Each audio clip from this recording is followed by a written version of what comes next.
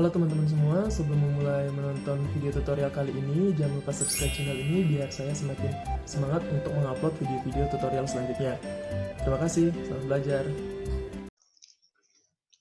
Selamat pagi teman-teman, part 1 saya akan membagikan bagaimana cara menggunakan VLOOKUP. Ya, VLOOKUP kita gunakan sebenarnya untuk mencari data tertentu dari database.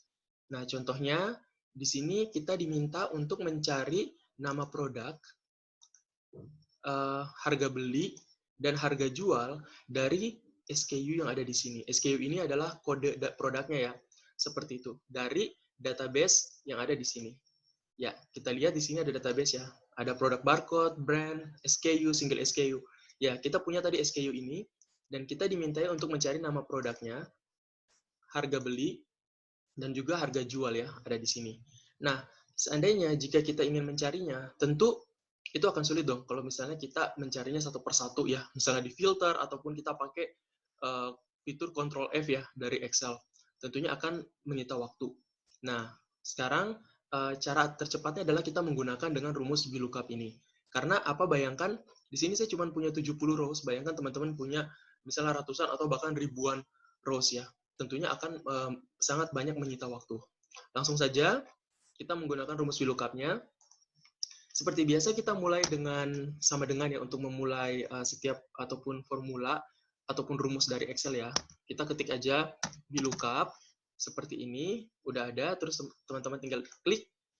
Nah, di sini ada 4 komponen penting yang perlu diperhatikan dalam rumusan VLOOKUP ya. Yang pertama itu ada lookup value-nya, yang kedua ada table array-nya, yang ketiga ada kolom index number-nya, dan yang terakhir, yang keempat, ada range lookup-nya. Ya, sekarang saya akan menjelaskan satu persatu. Yang pertama, lookup value. Lookup value-nya itu seperti apa? Ini adalah nilai yang kita cari. Ya, nilai yang kita cari tadi kita udah sepakat mencari si kodenya ini. Nah, jadi tinggal kita klik aja kodenya, udah. Terus kita klik titik koma atau ketik titik koma ya. Ya, seperti ini. Udah segitu aja untuk lookup value-nya. Karena lookup value itu adalah nilai yang kita cari. Nah, sekarang yang kedua, table array-nya. Nah, seperti apa table array? Mungkin saya hapus dulu ini ya. Saya mau menerangkan sedikit tentang table array-nya. Nah, jadi ada beberapa hal penting yang kita perlu perhatikan ya ketika berbicara tentang table array. Yang pertama, kita tadi punya single SKU ya. Kita ingin mencari single SKU. Yang kita ingin hasilnya nanti kita menginginkan nama produk, terus di kolom G ini adalah harga beli, dan juga di kolom H itu ada namanya harga jual. Nah, yang pertama kita harus memastikan posisi si kodenya itu atau nilai yang kita cari harus berada di sebelah kiri dari hasil-hasilnya. Nah, kita lihat ya, single SKU ini ataupun si kodenya ini sudah berada di sebelah kiri dari nama produk dan juga di sebelah kiri dari harga beli dan harga jual. Artinya posisinya udah tepat seperti ini. Nah, misalnya bagaimana kalau belum tepat, teman-teman bisa tinggal membuat kolom baru, terus bisa di copy paste, dan pastikan dia ada di sebelah kiri dari hasil-hasilnya. Seperti itu aja. Nah, kebetulan di sini single SKU-nya udah ada di sebelah kiri, dari hasil-hasilnya, nama produk, harga beli, dan harga jual, jadi kita bisa melanjutkan, kita bisa mengoperasikan formulanya, seperti itu. Nah, itu satu. Yang kedua, yang perlu kita perhatikan adalah ketika kita memilih tabelnya ya. Nah, jadi kita tidak memulai nanti ketika memilih tabel array-nya itu tidak memulai dari kolom paling awal di database kita.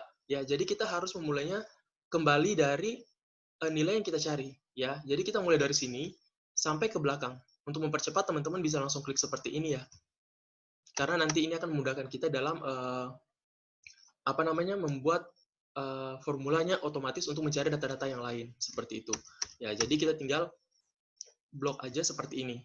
Ya, yang penting kita harus mengcover semuanya. Jadi single SKU yang pertama ataupun kodenya, nilai yang kita cari di awal, terus pastikan semua jawaban-jawabannya itu sudah tercover ya. Kayak ini kita menginginkan nama produk, harga beli dan harga jual seperti itu. Ya.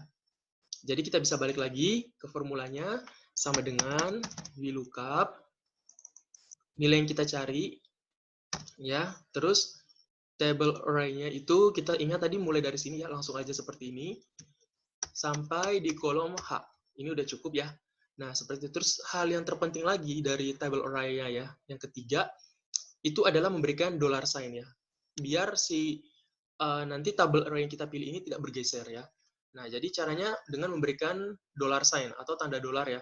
Jadi tinggal klik aja atau klik F4 pada keyboardnya, itu akan memberikan tanda dolar secara otomatis di formulanya ya, kalau teman-teman bisa lihat di sini. Ya, bisa juga dimasukkan secara manual. Tapi bisa digunakan F4 aja ya biar cepat. Nah, selanjutnya kita pisahkan lagi dengan tanda titik koma. Di sini saya menggunakan tanda titik koma ya teman-teman ya. Kalau teman-teman yang menggunakan misalnya koma, jadi tinggal menyesuaikan aja. Oke, sekarang kita lanjut ke yang ketiga, yaitu kolom index number-nya. Nah, untuk kolom index number, balik lagi, saya hapus dulu formulanya ya, ntar kita ulangin lagi. Nah, untuk kolom index number sebenarnya kita mau mengetahui posisi ataupun berada pada kolom berapa sih nilai ataupun hasil yang kita inginkan, seperti itu ya. Caranya gampang, sebenarnya teman-teman kalau mau buat ya, kita bisa insert satu row di atas ini ya, terus kita kasih nomor. Nah, kita kan tadi mulai dari single SKU ya, berarti 1, terus 2, dan seterusnya. Ya, misalkan kita buat sampai harga jual, seperti ini ya. Nah, jadi kita udah tahu di single SKU 1, nama produk 2, harga beli 5, dan harga jual 6. Jadi itulah kolom index number-nya. Balik lagi ke formulanya, kita ketik VLOOKUP. Yang pertama nilai yang kita cari, terus table array-nya, kita mulai dari sini ya. Jangan lupa dollar sign, tanda dolarnya ya. Titik koma lagi kolom index number. Kita sekarang mencari nama produk. Dan kita tahu nama produk itu ada di kolom nomor 2 sini. Nah, jadi kita tulis saja atau ketik 2. Nah, yang terakhir titik koma ya. Terakhir itu range lookup-nya kita gunakan false atau exact match. Tutup kurung, terus enter. Nah, kita udah menemukan RB Vanish 001 itu adalah Vanish Oxidation 130 gram. Ya, seperti itu ya. Nah, bagaimana untuk melakukan pencarian selanjutnya untuk nama produk? Teman-teman tidak perlu melakukan atau mengoperasikan formulanya dari awal. Kita tinggal arahkan kursornya ke sudut kanan bawah, ya, dari selnya ya, di sini sampai kursornya yang berubah menjadi plus hitam seperti ini. Nah, teman-teman bisa double klik ataupun misalnya klik terus tarik ke bawah. Saya coba yang klik tarik ke bawah dulu ya. Nah, secara otomatis ini kita udah menemukan data-data yang lain. Simple dan cepat ya, teman-teman. Nah, selanjutnya bagaimana melakukan pencarian untuk harga beli.